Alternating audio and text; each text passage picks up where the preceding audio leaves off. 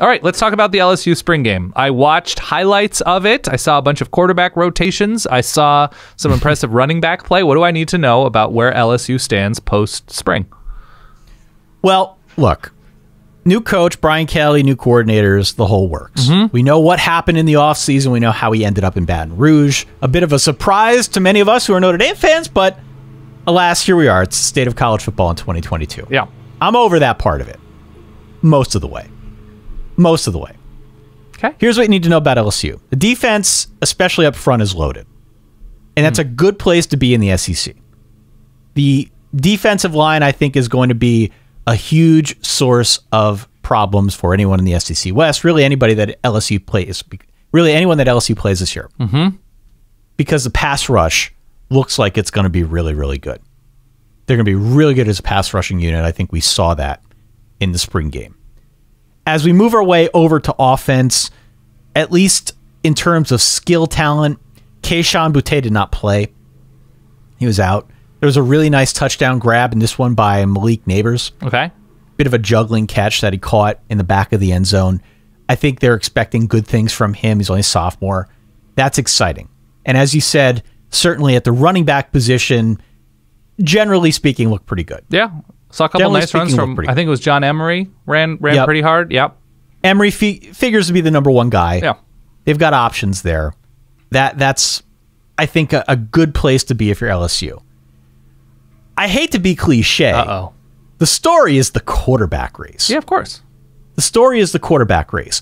In this game, we saw touchdown drives from transfer Jayden Daniels, from sixth-year guy Myles Brennan, who's approaching John Stocco levels of longevity at LSU. Yeah. Garrett Nussmeier, who's still there and could potentially factor into this race, and also Walker Howard, the big-time recruit. True freshman, yeah. True freshman. Nussmeier especially looked really sharp. Looked really, really sharp in this game, as many have pointed out as I went through recaps and highlights and whatnot. He definitely looked the part. He definitely looked like he could, if he wanted, factor into this race in some regard. Here is why I am smirking as I am saying all this. Oh, no. There was a quote after the fact from Brian Kelly that I'm paraphrasing here, the quarterback contest is not cleared up. In fact, it might be harder. Yeah. It might be harder. Let me tell you a thing or two about Brian Kelly with multiple quarterback options. Okay. In this case, 4, maybe not 4, but all 4 look pretty good. Brian Kelly, with that many options on his hand, what could go wrong? What could go wrong with Brian Kelly having that many quarterback options? This is, if you're a Brian Kelly cynic, if you're a Notre Dame fan, if you're rooting for him to fail, which I am partially, because I appreciate the honesty. I mean, this is a show about honesty. It always has been, always will be. To be clear, I think we both like LSU as I love LSU. I love LSU. Program, institution, team, everything like that. It's just personal with you because you're happier with the new guy, but I don't know. I'm never going to fully understand. Continue. This is excellent. Okay. This is the excellent circumstance if you are a Brian Kelly cynic. Yeah. Because I'm going to tell you what happens. I know what happens. I've seen this before.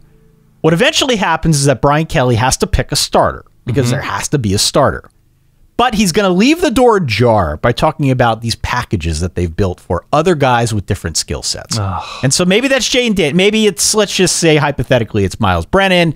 Hypothetically, you like what Jayden Daniels can do. Definitely more of an athlete, can get on the run more. He did get on the run more in the spring game, which some have noted is a bit like cheating because they can't hit the quarterback. But whatever. Right. So you're going to have a circumstance like that. I don't know who the guys will be, but there will be a package type of setup for other quarterbacks. And inevitably, in a big SEC game at some critical spot, Brian Kelly is going to call that number. Okay. And it's going to work. And then he's not going to know what to do. He's not going to know what to do because he's never known what to do. I know. In that circumstance. That is Brian Kelly when it comes to quarterback contests. He didn't know what to do last year. He played like 8 guys. He's never known what to do. He's never managed a quarterback contest effectively. So he did say, to his credit, he did say in post-game comments that he does not want to relive a situation where he's playing 2 quarterbacks. Right. And I agree, as an ND fan, he's said that before. He has said that before. I believe him when he says it. I take him at his word. Maybe the only thing. But I just don't think he's good at full bit commitment. He can't pull the Marty Smith, Dan. I know. He can't do it. He doesn't have it in his blood. So expect this quarterback controversy in some way, shape, or form to last all season long, maybe the full duration of his 10-year contract. That is who Brian Kelly is. He's a heck of a football coach. He will make LSU good and bring them to a point of contention very quickly. But do not expect clarity at the quarterback spot. Even if they get like Arch Manning, there will be some wrinkle that will make it hard for him to commit to one guy over the other.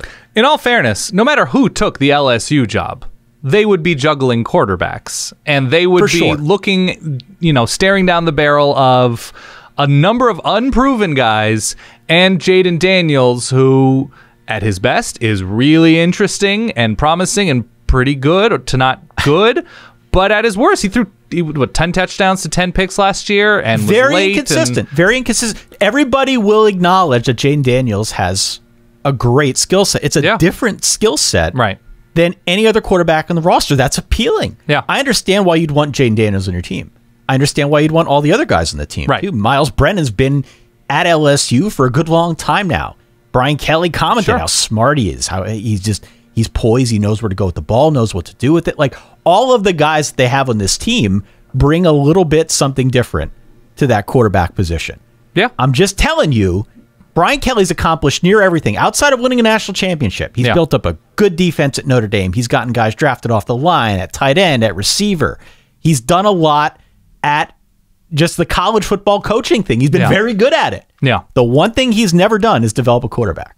Oh, Ian Book was given good. This many options. Ian Book was fine. He just wasn't good against Clemson and Alabama. But like, that's, you got to be good against Clemson and Alabama if you're at LSU. But it's not Ian Book, right? There are guys with high ceilings, and there is going to be a certain amount of calculus and movement and mechanics involved in saying, like, okay, this guy has looked, and to LSU's advantage. If you look strong at throwing against LSU ones, you'll be fine in the SEC. You'll be fine. But with the amount of money that they paid him, and with the pomp and circumstance, of bringing him away from Notre Dame to come down to Baton Rouge, you're not expecting a one-read quarterback who's got good wheels, like Ian Book was, and was very successful, the winningest quarterback in Notre Dame history. If you're an LSU fan, you don't want that. Right. You're looking for something a little bit more, because you've had that. You've had that style quarterback before in the past. I think you're looking for something more. So I'm just saying. Just saying. You want somebody to rise above or hover around the Etling bar, is what you're saying. The Etling bar, Danny Etling was totally good. Not great. Pretty decent. So that's the bar.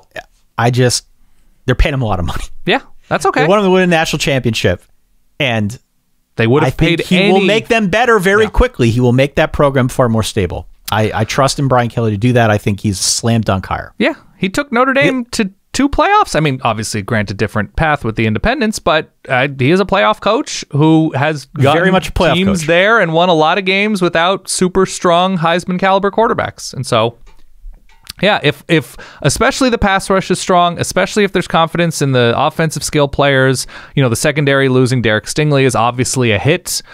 Sure. And I believe they've recruited pretty well on defense these past couple of years. So I'm not terribly worried about LSU overall from a roster and talent standpoint. But yeah, the obvious thing is just not just is there a guy, but is that guy going to be the one that's selected?